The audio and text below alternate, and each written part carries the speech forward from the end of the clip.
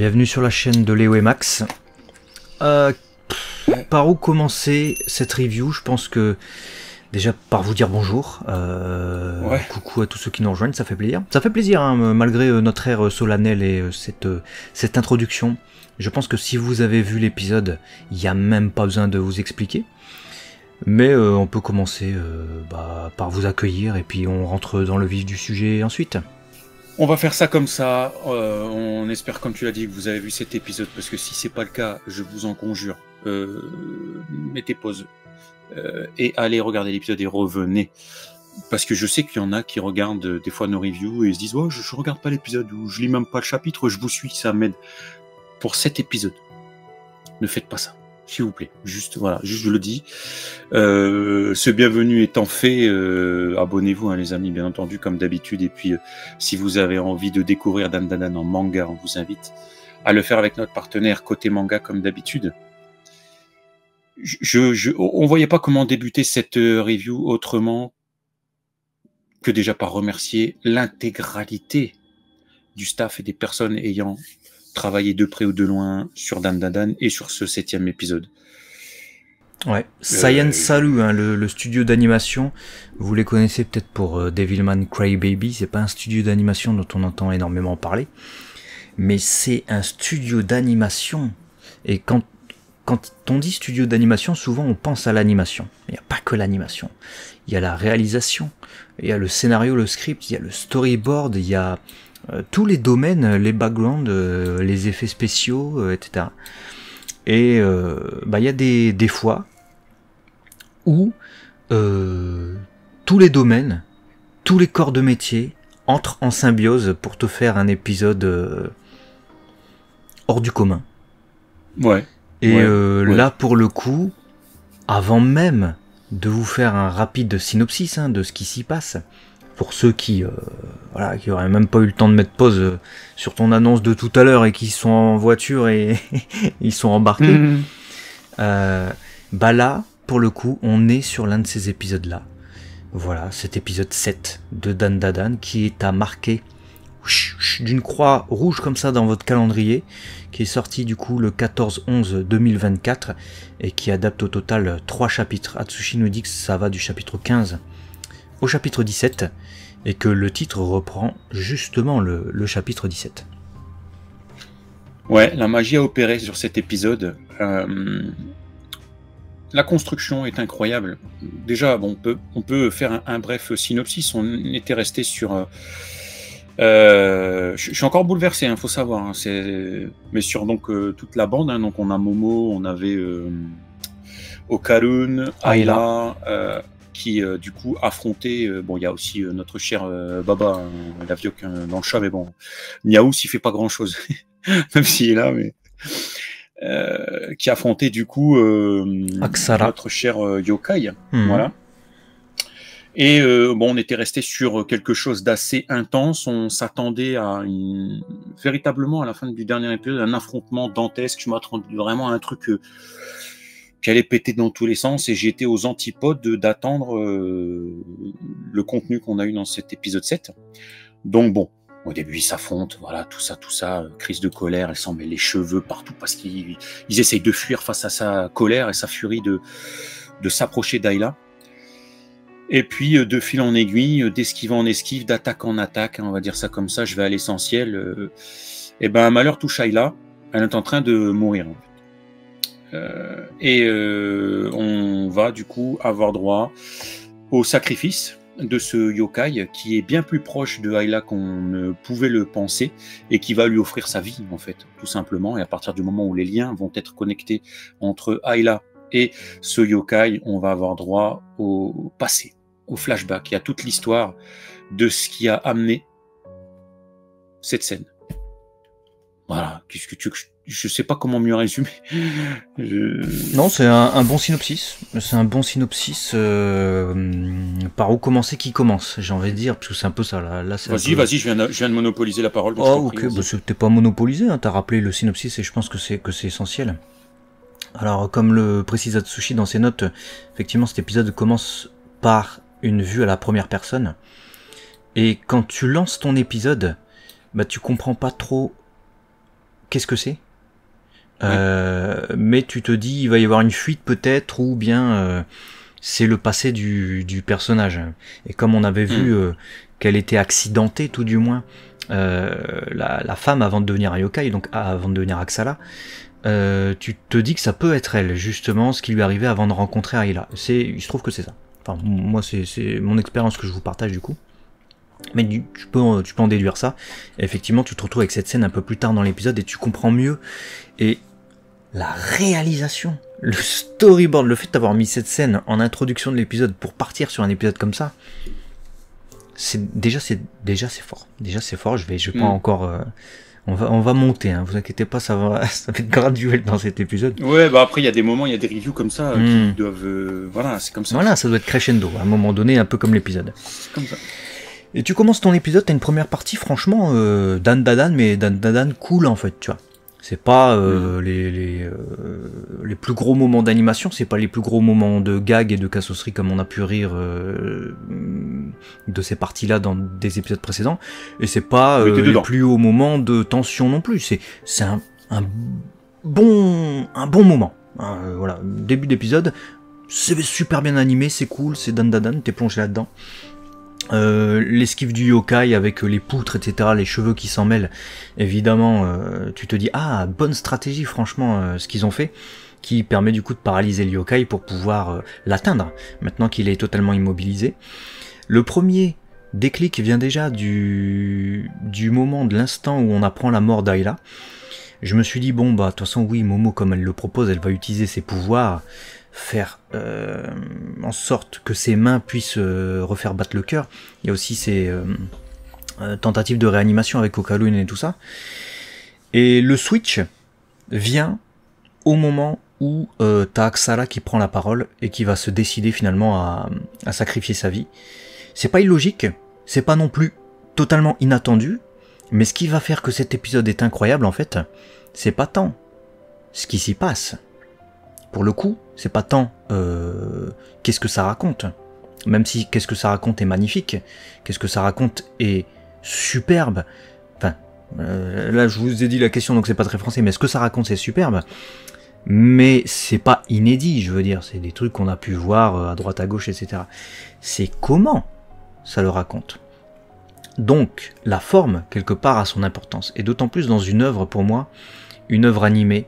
On parle de studio d'animation, on parle d'animé, on parle d'œuvres manga également. Mais pour le coup, la mise en scène, déjà dans le manga est fantastique. Hein, on n'est pas lecteur du manga, mais j'ai vu quelques cases après, quelques pages qu'on vous partagera dans cette review suite au visionnage de l'épisode. Bah, c'est déjà incroyable. Mais alors, la manière dans cet épisode dont c'est raconté, la mise en scène, tout est absolument fantastique. C'est une véritable claque et une véritable masterclass. Parce que ce qu'on nous raconte a été souligné par comment on nous le raconte. Et comment on nous le raconte, pour moi, très personnellement, j'ai trouvé, c'est mon point de vue, que ça touchait tout le monde. Que ça touchait tout le monde, il n'y a pas besoin d'être mère célibataire, d'être fille d'une mère célibataire, il n'y a pas besoin d'être parent, il n'y a pas besoin d'être... Voilà, c'est un shonen manga, ça s'adresse aux adolescents à la base. Mais, je veux dire, n'importe quel humain sur cette planète est l'enfant de quelqu'un. Voilà, juste ça. Et du coup, ça touche tout le monde. Parce que la manière dont c'est raconté, avec cette émotion, cette mise en scène, et ces scènes où tu passes, tu sais, de la joie, elle rentre chez elle, elle retrouve sa fille, etc. Tu vois, rien qu'à le dire, je suis bouleversé, mais cet épisode, il m'a bouleversé. De toute façon, j'étais pas bien pendant quelques heures et j'ai dû écouter des résumés du match tout pourri d'hier pour me penser à autre chose. Mais tu passes du rire aux larmes, presque. Enfin, toi, tu ne ris pas, mais tu vois des gens joyeux. Et après, c'est le drame, tu vois. Et comment ça a été fait ? Je dois adresser toutes mes félicitations au staff, et notamment, voilà, c'est parce que c'est eux qui ont leur nom en tête de liste, mais ils ont fait beaucoup aussi, c'est Kotaro Matsunaga, qui est l'épisode directeur, ou réalisateur de l'épisode, une réalisation incroyable, somptueux, vraiment les lumières, l'éclairage, l'ambiance pesante, l'ambiance joyeuse, et également le storyboard et la direction de l'animation de Shuto Enomoto. C'est bouleversant.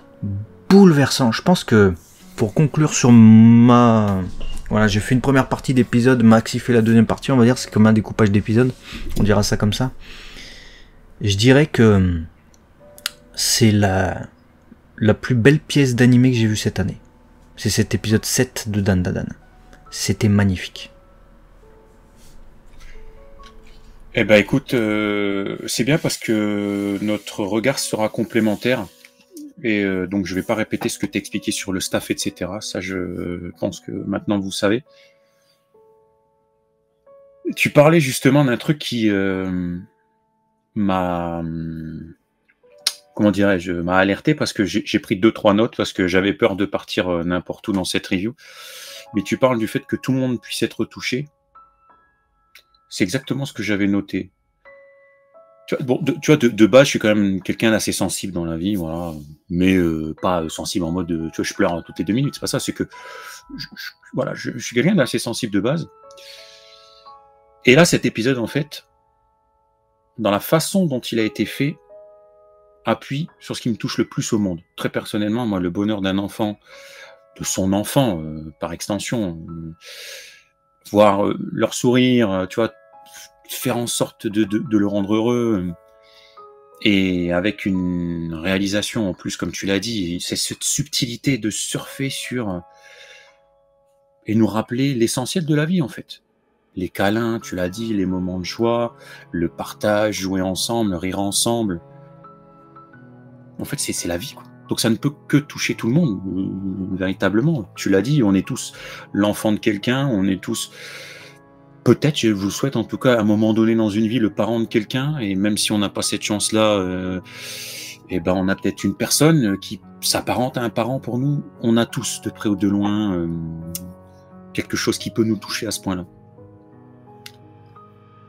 Donc, véritablement, déjà, le sujet, je me suis dit, waouh, quand je l'ai vu arriver avec cette qualité, waouh, ça a commencé déjà, moi, à beaucoup me toucher. Et quand tout s'écroule en un éclair, cet enfant, tu vois, qui disparaît sous les yeux de sa mère, qui, sur le moment, on ne sait pas ce qu'elle devient, mais c'est déchirant.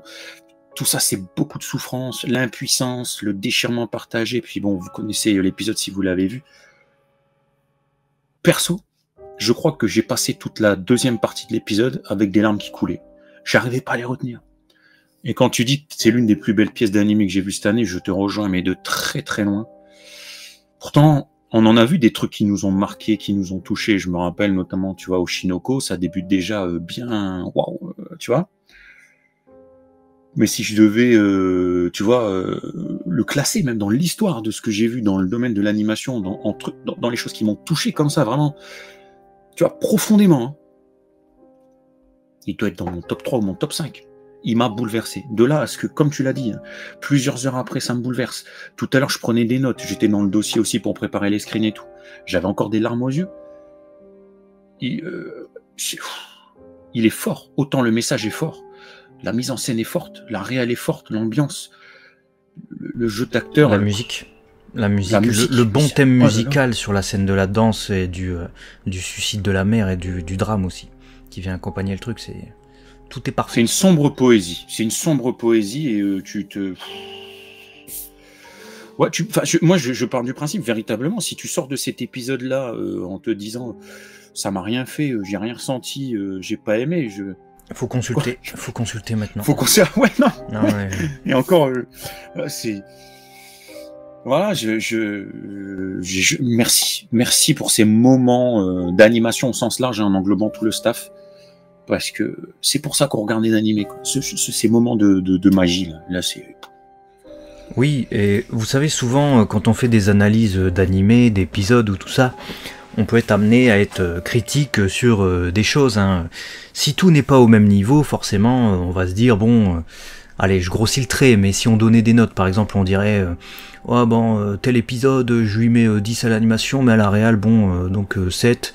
Du coup, les musiques, bon, je les entendais quasiment pas, insignifiantes, allez, 2, tu vois, n'importe quoi. Là, franchement, si on devait prendre cet exemple-là, réalisation 10, musique 10, jeu des acteurs 10, animation 10, émotion 10. En fait, l'épisode est parfait sur tous les domaines. Et c'est pour ça que je parlais de symbiose et de... Ouais.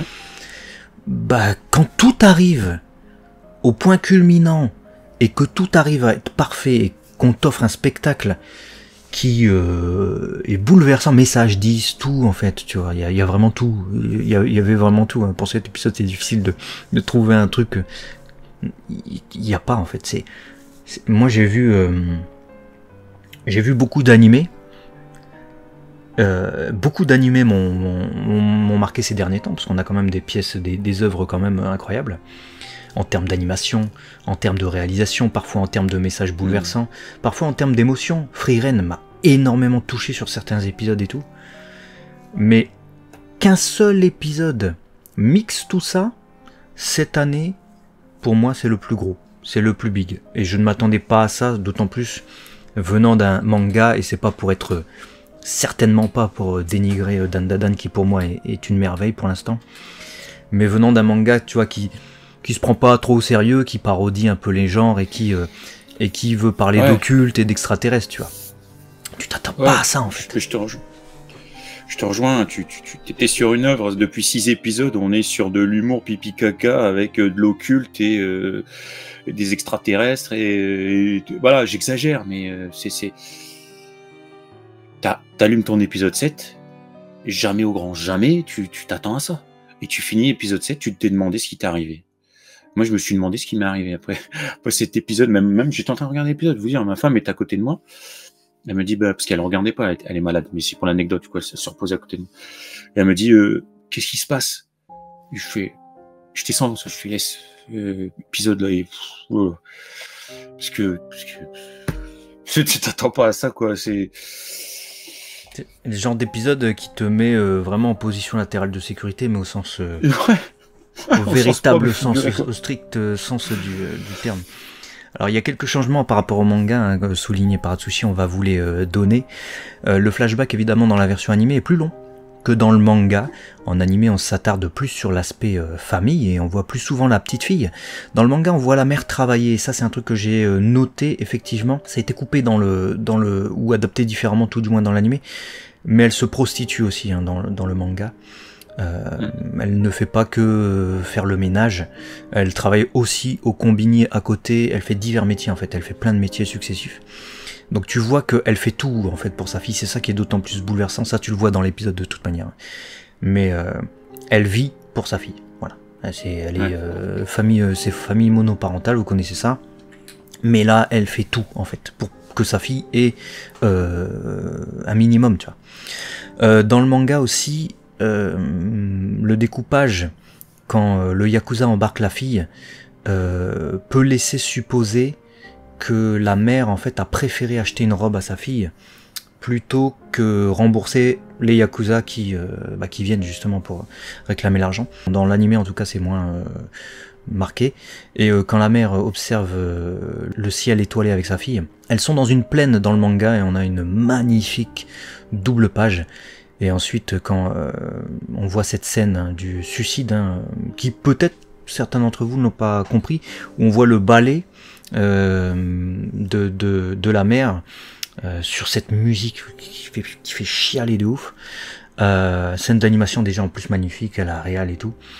Cette scène, elle est différente dans le manga, où elle est beaucoup plus directe. C'est-à-dire qu'on voit direct la mère en train de danser sur un toit, et tu la vois sauter. Là où tu dois le comprendre dans l'animé parce qu'il y a un basculement et qu'à un moment donné les étoiles deviennent finalement les immeubles et qu'elle est la tête à l'envers, tu vois. Donc tu le comprends dans la réalisation. Et ensuite, quand la petite Ayla voit Axala, donc l'acrobate dans le manga, elle est déjà quasiment transformée en yokai, il n'y a plus que le visage qui est humain. Là où dans l'animé, elle voit un fantôme en fait. Et me vient du coup une question. Moi, c'est la question que je me suis posée aussi en voyant l'épisode, on est d'accord qu'elle a acquis les pouvoirs occultes, ou du moins ça a renforcé son énergie occulte que d'avoir la Kintama, la bullish de notre cher Okalun. Donc du coup elle peut voir les yokai et les fantômes et tout ça de ce fait là. Mais quand elle était petite, elle a vu un fantôme déjà.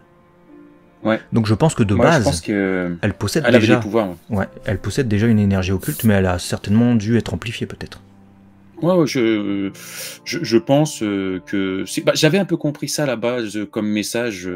Ça t'éveille ton pouvoir, ça t'éveille la capacité d'eux, mais dans mon, alors inconscient ou pas, je sais pas, mais quand la chose m'avait été dite, tu sais, pour ceux qui aiment beaucoup ce domaine, te diront, je sens que tu as une sensibilité à ce niveau-là, Ouais.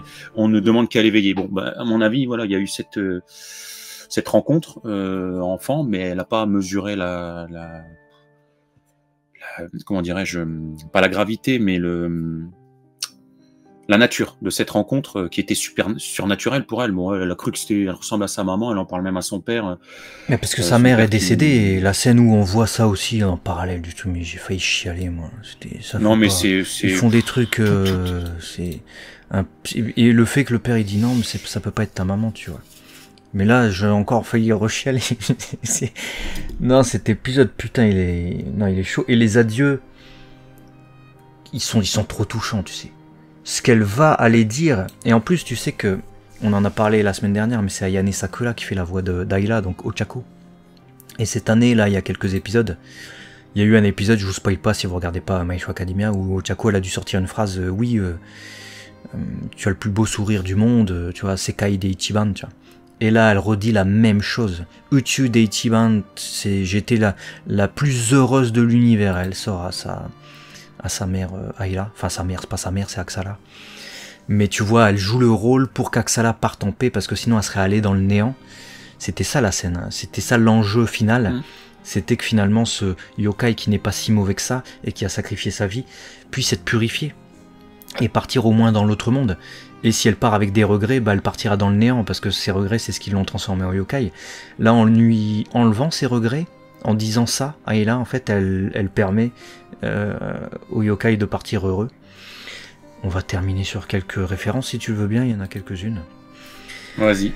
Allez, c'est parti. Comme pour les précédents épisodes, je vous fais un petit medley de références qu'on a pu voir dans cet épisode. Alors quand ASC utilise ses pouvoirs pour faire redémarrer le cœur d'Ayla avec ses mains, on peut y voir une référence à Jojo, où Jotaro faisait la même chose en utilisant son stand pour pouvoir redémarrer son propre cœur.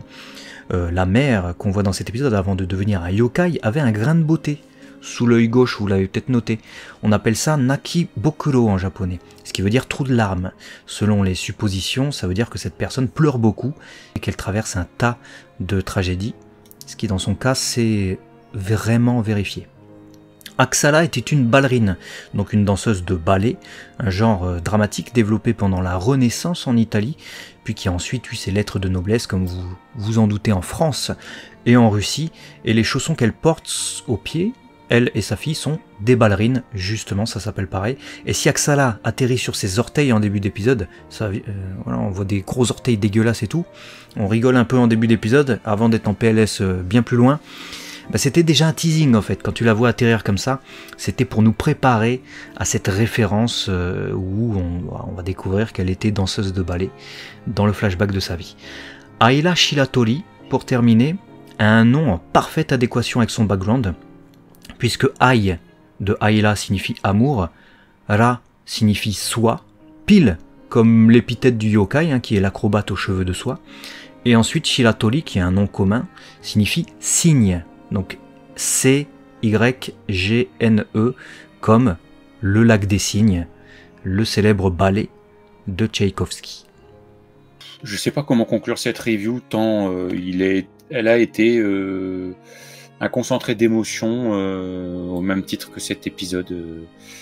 Je me repassais des extraits en même temps que faire la review et vous devez le voir. C'est une dinguerie. C'est une dinguerie. Vous devez le voir. Je pense que le meilleur message qu'on peut passer en tant que viewer d'animé, en tant que reviewer d'animé, parce qu'on fait des reviews aussi, on peut dire ça comme ça, c'est recommander Dan Dadan en fait. Parlez-en autour de vous. Recommandez cet animé à vos amis, même s'ils n'ont pas lu le manga, au moins qu'ils regardent l'animé. Ça les mettra peut-être au manga après, mais c'est... J'ai pas les mots en fait. Je pense que même tout l'effort qu'on a fait avec cette review d'essayer de vous transmettre un peu les émotions qu'on a eues, ou une mini-analyse, si tant est qu'on puisse vraiment en faire une dans l'état où on est, ne suffit pas, en fait, à rendre grâce et toute la mesure de ce qu'on a vu, de ce qu'ils ont fait, et de ce qu'on a ressenti avec cet épisode, donc franchement, regardez-le. Ouais, bah voilà, j'ai pas mieux à dire. Passer un épisode où t'as ton cœur qui se serre, ton ventre qui se serre, tes larmes qui coulent et tu comprends pas ce qui t'arrive, ça arrive pas tous les jours. Donc, comme tu l'as dit, recommandé Dan Dan Dan et on espère qu'on sera un peu moins en PLS avec le 8e épisode. Ouais, on espère qu'on va reprendre des forces, parce que là, il nous a mis KO, Allez, partagez. Mais véritablement, hein. Ah ouais. Tu rigoles, mais après non, ça, j'étais en forme de ouf. Hein. J'étais en forme de ouf, tu m'as dit, ouais, moi, faut que je regarde le truc, comme tu as dit, le débris, le truc de foot et tout. Je finir sur un truc un peu plus souriant. Et tu sais que genre une demi-heure après, je m'en remettais pas et ça m'a pompé mon énergie. Je me suis endormi plus tôt que d'habitude. Je suis dit, faut que j'aille dormir. Moi, ça m'a fatigué aussi. Pompé, ça m'a pompé. C'est voilà, donc c'est trop d'émotions. Trop d'émotions. Voilà. Allez les amis, sur ces belles paroles, on vous aime et prenez soin de vous et profitez des moments de la vie. Ciao. À la prochaine.